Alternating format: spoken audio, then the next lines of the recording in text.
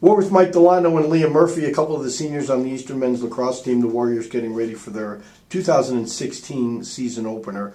Mike, you guys have been practicing in the preseason for quite some time now. How did the preseason go?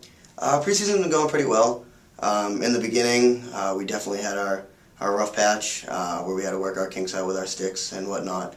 But now that we're a couple days away from our first game, that we're getting ready to go, we're dialed in, and we're staying focused every day at practice.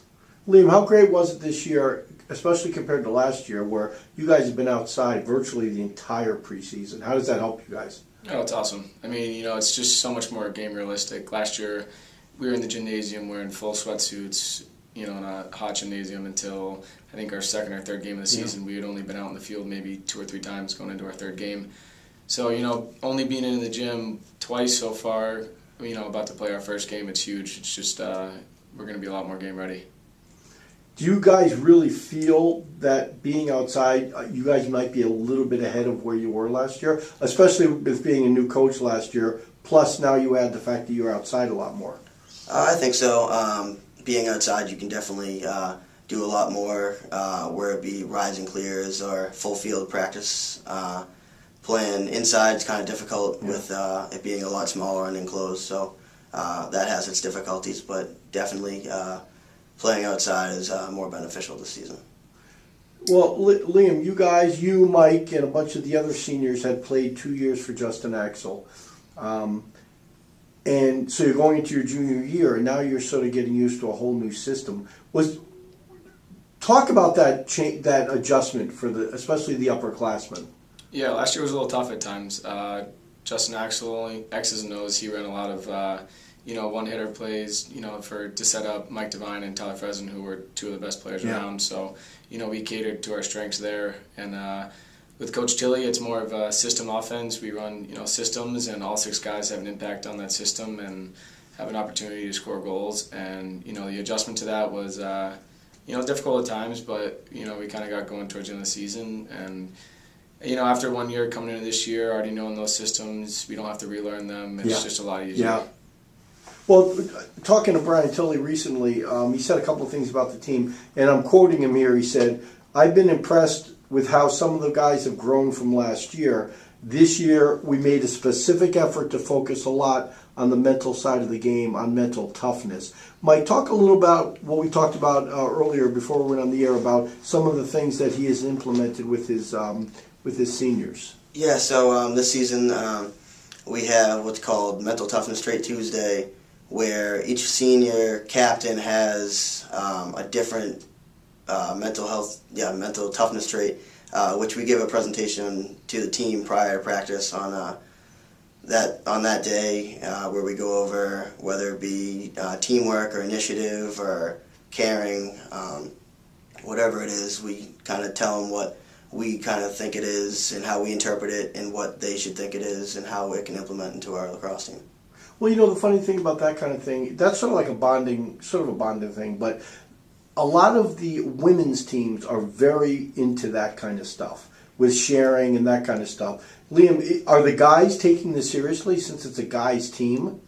Yeah, I think so. One of them was initiative, and it was all about, we have to take the initiative to get to the field early and shoot, if we're not hitting the cage, or stay after and shoot, or if our sticks are a little rusty, hit the ball and, just get better. And I think people are taking it seriously. We all are buying into a similar concept, and I think it'll pay off. What do you think will be one of the strengths of this year's team? What do you think some of the things that the team will do well this year?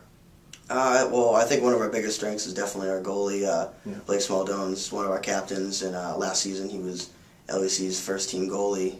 That's huge, especially for being a team that didn't win the conference. To have him hold it down in the cage is a big part of what we can do on defense, and he controls the other 3 guys on defense for their long poles, and that'd be huge for us this season. Well, Liam, you guys got 12 seniors. Almost a third of the team is seniors. Does it feel like a senior-dominated team? Yeah, we have 5 captains who are seniors. Nick Biasetti, the other captain's a junior. Mm-hmm. But the other guys that aren't captains, they're still in leadership roles. People listen to them. If they feel they need to speak up in practice, we don't feel like they're overstepping their boundary. For us as captains, we don't care. We want everybody that's a senior to be a leader because they've been around and they know how things are done here. So if they have something to say, we think it'll be beneficial.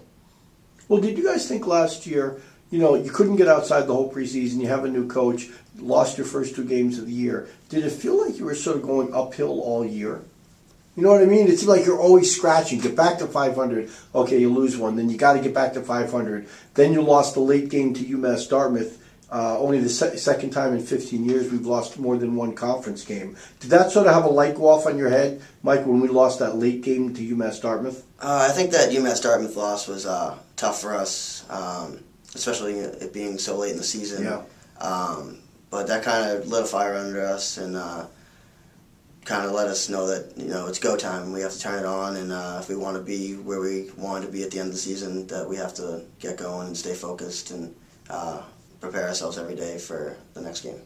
Well, do you think you guys, Liam, with all that you guys sort of overcame last year, if you look back on it, did you have to be fairly satisfied? 8-7, you got back to the conference championship game for the 14th time in 15 years. Did you have to look at all the negatives that you had to overcome and say, we did pretty well? Yeah, we did pretty well. We had a new coach. We had a lot of fresh faces on the field that didn't see a lot of time before last year, and learning a new system and getting out there and getting acclimated. We played a little bit of a different schedule. The adversity with the field, playing in the gym. Mm-hmm. It's tough, and we went through a lot of injuries last year. We had 15 guys injured at one point, and to be healthy towards the end of the season and kind of make a late push was good. And I think we can take that into this year where, we did all that, through all that adversity, and we still made it to the conference championship. We fell short, but we made it back there, and, that's a goal of ours to be in that championship game every year. So I think, there was some positives from last year. Well, you guys, you two, and Tim Riley are probably the top 3 offensive guys. Do you see the offense getting better as this season goes along once you work more with each other? I think so. I think the chemistry will grow as the season goes on, especially with it being with players that haven't seen the field that much. Harrison Herder logged a lot of minutes for us last year, so he'll be a big impact with us this season. We have a new kid, Nick Fernandez, coming in, which we expect him to be pretty good on the offensive side of the ball, and Tim, again, being one of the top 3 scorers, will help us out a lot of the attack. Same with Sean Tierney, who's been a great attackman for us. But you guys were saying, like, Tim Riley is pretty much of a scorer. But do you guys think, as you touched on this before, you think it's going to be more of an effort? You might have like 5 or 6 guys with 20 goals or 15 goals rather than 1 or 2 people? Yeah, for sure. I think that just goes with our offense where we're not greedy. We're willing to share the ball, and I think Tim's our best scorer. But Matt Rougeau, Sean Tierney, Harrison Herda, Dan Vasquez is getting some minutes on offense. He's really improved a lot. Same with Nick Biasetti, 2 defensive midfielders who are going to have a big impact for us on the offensive side of the ball. And all those guys have capability of getting a couple points each game, and they'll add up towards the end of the year. Well, Liam, talking about that again, because when off camera you were talking about a strength of this team could possibly be the defensive midfield. Is that correct? Yeah, for sure. We've always been pretty good on the defensive side of the ball throughout the years. We had Steve Nixon last year, who was just a workhorse in between the lines. Aaron Daly as well, Jordan Munsell a few years back, Josh Dubinsky, Eric Vazel back in the day.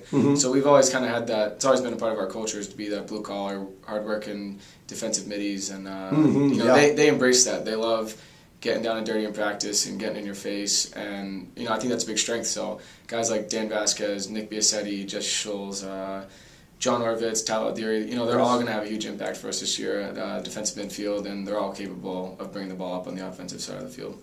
Well, in addition to defensive middies, we didn't really talk about the face-off. And you mentioned Eric Vazel. When Eric Vazel was here, he was an All-American. He won about 85-90% of his face-offs. Schultz had a good year. Can he be the man, or will that be shared? Do you guys know that?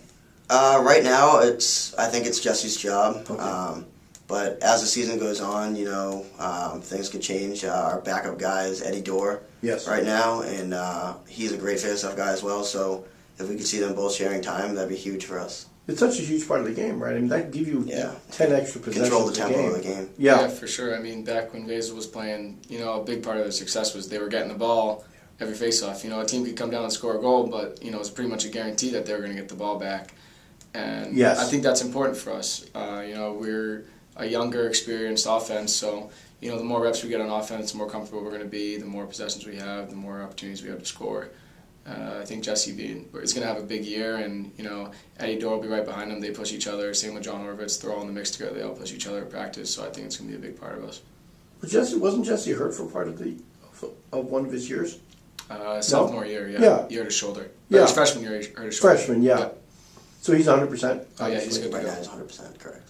Last question, you guys can both answer this. You know, when you're sophomores and juniors, if you don't win a championship, you always look back and say, well, we have another year. Does being a senior create a sense of urgency? I think so. I think coming into the season, you know, we all kind of had a similar goal and to make it to the LAC championship and give ourselves a chance to win. But when it comes down to it, you know, this is it. This is your final ride, final campaign, and you have to leave it all on the field. Yeah, Go ahead, I think Liam. it's huge. It's, you know, something we talk about every day is, you know, we want to get back to Little League championship. We've been there, I think, almost every year except for one, Yeah. and you know, that's the staple for Eastern Lacrosse. Is, you know, we want to be playing on that last day in Little East, and you know, for us seniors, we were there freshman year up at Keene. We beat them on their own field, which isn't easy to do, and you know, that was one of the days that we always talk about. You know, one of the best days we've had in college was, you know, it was just an unbelievable experience, and to go full circle there and come back, you know, hopefully we can take them down on our own turf for the first time. We haven't hosted a championship game in our 4 years, and I think that's, you know, our number one goal is to host a championship game for once. And you know, hopefully Keene's here and we can get a little revenge on them, which would be nice. It's been a tough 2 years, but you know, I think we'll all have some urgency this year to get the job Reverse done. the trend a little bit of what Keene's done the last couple of years. So the Warriors are going to open up on February 27th. They're going to be playing a non-conference match at Gordon College, and they are scheduled to open up at the Mansfield Complex on Friday, March 11th, hosting SUNY Plattsburgh. Guys, thanks for coming in, and good luck this year. Thank you both.